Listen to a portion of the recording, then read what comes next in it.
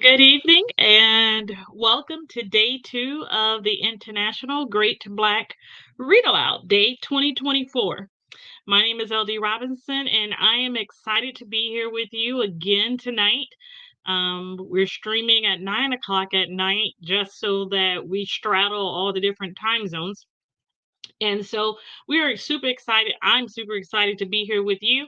And we want to just invite you that if you haven't already, that if you would go and subscribe to our website, greatblackreadaloudday.org. You can see our reading list there. We post the covers there from our daily readings. And there's more information there to help you so that you're able to see what we actually do and why we do what we do, because literacy is a legacy, and that is the slogan of our partner. That is their mission, our partner, Fresh Book Festivals. And so we want to invite you to join us at Fresh Book Festival this year in Daytona Beach, Florida. And you can get your tickets online at freshbookfestivals.net. And there is the wonderful film festival with featured artist, featured filmmaker this year, Santanish Myers, and that will be held on the campus of Embry-Riddle Aeronautical University. And so we are so excited about this, which is day two of the International Great Black Read Aloud Day. And one of the reasons that we read is to promote literacy, and it is our goal to invite to encourage literacy, to encourage reading, but also to show the vast diversity of literature that is produced out of the African diaspora. And so we are extremely pleased to present these different things to you. Okay. Um, let's get started. And so today is day two, and it is loss, grief, and transition. And so we want to, excuse me one second. Um,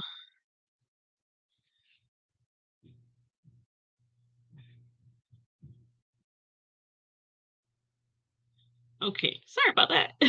It is day two, and it's a day. Our day is loss, grief, and transition. And so we want to make sure that we're doing our best to work our way through the process of loss, grief, and transition. And there is great literature out here to help us through that process. And so we're going to share tonight from um, we're going to share tonight from our selection. And our selection, I'm using my e-reader tonight for this. And our selection tonight is, and we always like to show our cover, is Divine Disruption. It is by the Evans family. You can see Dr. Tony Evans, Chrystal Evans Hurst, Priscilla Shirer, Anthony Evans, and Jonathan Evans. And if you knew anything about Dr. Tony Evans, he is a world-renowned pastor out of Dallas, Texas. And so he pastors church in Oak Cliff. And so before we get started, we want to invite you as well to follow us online at Black Read Aloud. And let's get right into our reading for today. Okay. I want to put up their names because it's not done as the Evans family. It's as their individual names are there. And so because we read for educational purposes, we want to always make sure that we provide credit in the necessary way to the authors and producers of content that we read. Okay. And so once that off, I'll get started. Thank you, thank you, thank you. All right. So let's get started. And our selection is coming from um, chapter 13, which is titled Strength in Your Struggles. It starts out, the Lord is an everlasting God, the creator of the whole earth. He never becomes faint or weary. There is no limit to his understanding. He gives strength to the faint and strengthens the powerless. Youths may become faint and weary, and young men may stumble and fall. But those who trust in the Lord will renew their strength. They will soar on wings like eagles. They will run and not become weary. They will walk and not faint. That is Isaiah 40th chapter, verses 28 through 31. And the book is written with each of them speaking. And so in this case, it is Dr. Evans speaking. Recently, one of my granddaughters quit eating for 4 straight days. Her parents tried to persuade her with several of her favorite foods, but nothing seemed to work, and they were getting more worried as time passed. What is wrong? They begged. Why won't you eat? Finally, she responded in a low, sad voice, I just don't know what's happening to our family. It was clear. All of the loss and heartache we'd been facing was taking a toll on even the youngest members of our family. And this is Jonathan. At first, it was difficult trying to figure out why my oldest daughter, Kelsey, a vibrant, healthy 10-year-old, didn't have an appetite for several days. But once we figured out why she wasn't eating, it was harder. How do you help a child process the deaths of so many people she loves? You can't exactly say, well, Kelsey, our family is under spiritual attack. It's a heartbreaking thing to hear your child say, Daddy, is something going to happen to me next? Indeed, for our family, this has been the most difficult time of our lives. And Dr. Evans. I lost my brother, my sister, my brother in law, my niece, my father at Thanksgiving, and my wife just after Christmas. Priscilla had half a lung removed because of a cancerous tumor. Then Chrystal discovered a suspicious growth, too. After that, we faced the biggest pandemic in over a century, throwing our church into lockdown, halting our outreach and travel for ministry. So many tears, so many unanswered questions. In the words of Marvin Gaye, what's going on? I'm sure you know what it's like to face one crisis after another, to struggle with confusion and pain. When it rains, it pours. Life has a way of throwing curveballs, and sometimes you get hit by the pitch. In the book of Isaiah, God's people were struggling with multiple afflictions as they were being held captive in the pagan city of Babylon. In chapter 40, verse 27, the people cried out, my way is hidden from the Lord, and the justice due me escapes the notice of God. That's from the New King James Version. What's going on? God's people ask. Don't you see our pain? If so, why would you let this happen? This isn't fair. How long, O Lord? Where are you? Truth is, there are times in life when God seems nowhere to be found. We feel distant, lost, forgotten. Every honest believer at some point comes to a place where instead of singing praises, they sing the blues. We have all cried out in the dark, God, where are you? When God finally addressed his children in Isaiah 40:28, chapter 40, verse 28, he did not speak scientifically, technologically, academically, or philosophically. Do you not know? Have you not heard? He asked. The Lord is the everlasting God, the creator of the ends of the earth. He will not grow tired or weary, and his understanding no one can fathom.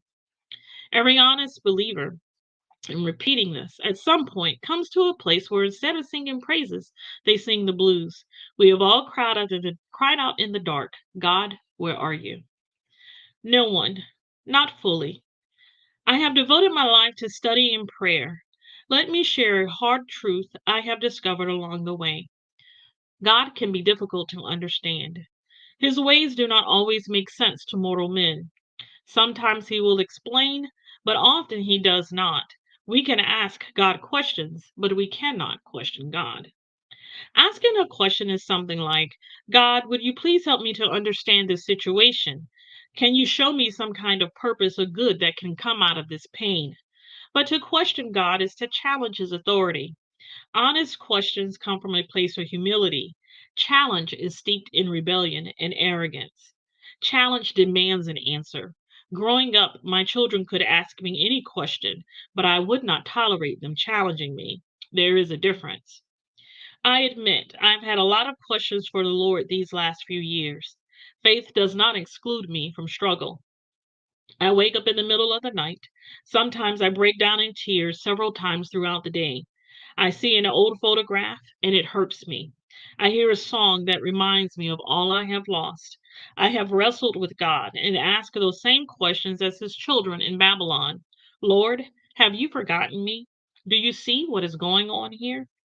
There have been times when I had to back up because I drifted from asking questions to questioning. During these trials, I have looked at Isaiah 40 over and over again for guidance and consolation. It is he who sits above the circle of the earth, and its inhabitants are like grasshoppers.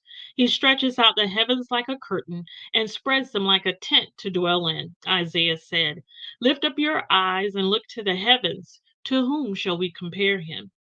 God is all knowing, all seeing, all powerful, unrestricted by time and space. He is over the earth, not in it. The Lord created each star, and though there are trillions of galaxies containing an immeasurable number of stars, He knows each one by name. God is limitless, yet intimate. But the stars do not dictate our future, as astrology suggests. That's idolatry. The answer is not around us. We must look to the creator of the stars. A low view of God in crisis means the crisis can own you. A high view of God says the crisis no longer has the last word. I cannot deny the circumstances, but I can refuse to give circumstances the final say. Those who wait for the Lord will renew their strength. Isaiah 40:30 tells us. 40:31 tells us. That is chapter 40, verse 31 to be clear. Waiting is a theme throughout the Bible, from Genesis to Revelation. Sarah had to wait for a baby. Noah waited for the flood. Joseph spent years waiting in prison. Jesus waited 30 years for his ministry to begin. Martha and Mary waited for resurrection, and the disciples had to wait for the Holy Spirit. Even as I write these words, we eagerly await the return of Christ. Waiting is difficult business. Make me work, but please do not, excuse me, make me work, but please do not make me wait. But waiting, as described in the Bible, is a different process than what we think. The Hebrew word for wait is klava, which means to plant, like the intertwining of hair or a rope. Waiting on the Lord is not a passive thing. It means to intertwine our lives with Him. Every circumstance, every decision, every facet of our life becomes wrapped so tightly together with the Lord, we are one. Crisis makes you want to climb into the bed and hide.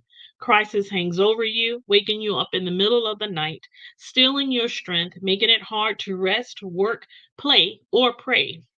When crisis has knocked you down, you're fighting for the next breath. A few praise songs and a Sunday morning sermon aren't enough. You have to press in tight, walking so close with God that every breath is prayer and praise, sunrise to sunset, all through the night, weaving Jesus into every piece and portion of your life. That is the kind of waiting that brings new strength.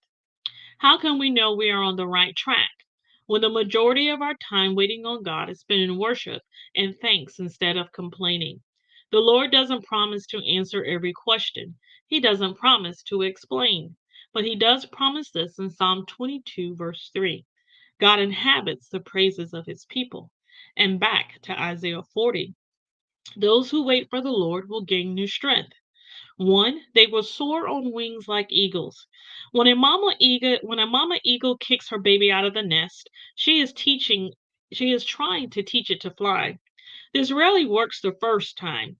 The eaglet flails and flaps and falls until the mama eagle swoops down to catch her baby and bring it back to the nest. One way God gives us new strength is by diving down into our situation and lifting us out of it. Number two, they will run and not become weary. Sometimes God doesn't swoop from the sky to lift us out of trouble. He gives us a second wind to run through it. I don't know about you, but when I'm running on the treadmill, I've got to have something to focus on other than the fight.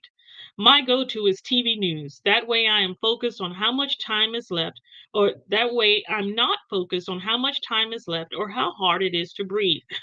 God says that if we focus on Him, even though we're running, He will give us a second wind so that we can go farther than this pain and this problem than we ever thought possible before. Number three, they will walk and not faint. When you can no longer run, start walking.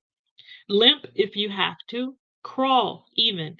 Just keep moving forward. Life had worn me down, and I could not go one step farther, but somehow I did. I don't know how I got through some of these trials, but I made it.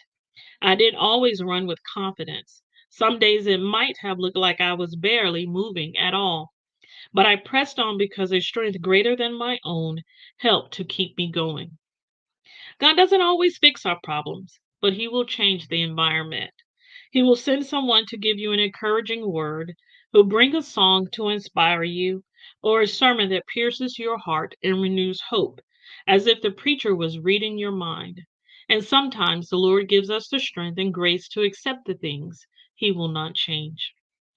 I would love to tell you that God always swoops down to rescue us from every struggle, but that isn't true. He does, however, promise to be with us in our troubles. So don't give up. Catastrophe is a time to run into God's arms, not away from them. Those are not just words from a preacher in the pulpit. They are from me, a man who became an orphan and a widower in the same year. Each day I wait upon the Lord for new strength, trusting in His mercy, weaving the pieces of my life together with Him. Sometimes I get tired, and all I can bring myself to do is walk. But as long as He walks with me, I will not faint. I will trust Him for new strength to carry on, fulfill the call, finish well, and meet Jesus in the place where there is no more loss, no more struggle, no more tears. This has been our selection for today for loss, grief, and transition. And this is a wonderful read. I encourage you that if you know someone or you yourself have found yourself in multiple um, disruptions of your life, that you give this book some of your time so that you can be encouraged to keep walking.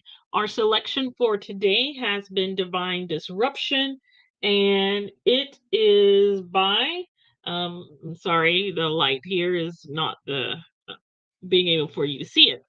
It is Divine Disruption by Dr. Tony Evans and his children. And so, who are all well known and renowned in their own right. And so, this is our selection for today. And it is day 2 of the International Great Black Read Aloud Day, and it's loss, grief, and transition. And one of the things in this book that they talk about early on is that loss is not just death. There are other things that occur um, in life that cause us to grieve. And it's one thing that Dr. Evans talks about in another book of his that is equally encouraging. And we may get a chance to visit that at some point during this month's Read Aloud. But whatever the loss or the grief or transition may be encouraged. As they say, as he says, just keep walking. Don't give up. And so we are concluding day 2 of the International Great Black Read Aloud Day. We call it Tig Brad. And so there are a couple things that we want to remind you. We want to encourage you to read with us. You can absolutely read with us. And we have our list of days, our reading selection that you are able to take part in. And this is the month's reading. We have 29 days and we have plenty of books to cover all 29 days. And we're looking forward to it. We do ask that when you read that you announce the title of the literature, you identify the author, identify yourself, read for some minutes, and don't forget to tag your video and tag your family and your friends as you go about doing what we do, which is giving voice to words written by Black people all around the world. Dr. Evans, as we said before, is from Dallas, Texas, and so he is from the United States of America. He and his children, all the authors of the book. And we will post that on our cover so that you are on our reading list on our website so that you have a chance to explore the books that we're reading. We read them, and so we like to put them there so that because we believe that there's some portion of the book that will perhaps help you on your journey. And so, as we are like to say here at Tig Brad, it's another day, and we will see you tomorrow as we get ready for day 3, which is Memoir Day tomorrow here at the International Great Black Read Aloud Day 2024. We are 4 years, we are 4 years into this, and I'm truly excited about everyone continuing to tune in and to listen and to view the readings when the read alouds when you get a chance. We are really thankful. We want to remind you to go over to YouTube, subscribe to the channel, and also, if you missed any of the other years, they're all there. Year 1 is there in 2021, year 2, 2022, year 3, 2023, and year 4, 2024. And they're all there and they're in the various playlists. And so all the various readers over the years, their videos are there. As long as they sent them, then they're all there. And we are really excited about this year and the selections that we have this year. Writers are so diverse. You know, when we're out looking, we're looking for books and we're researching and we're um, finding books from different countries, writers from different countries. We're looking at the content. And so we want to bring you things from all over the world because that's what we are. We are giving voice to words written by Black people all around the world. And so, written by Black people all around the world. And so, we will see you tomorrow at 9 p.m. for day 3, which is Memoir Day, here at Tig Brad, the International Great Black Read Aloud Day 2024. Thank you so very much for tuning in. Bye bye. Oh, hello to everybody, wherever you may be. Great day, good morning.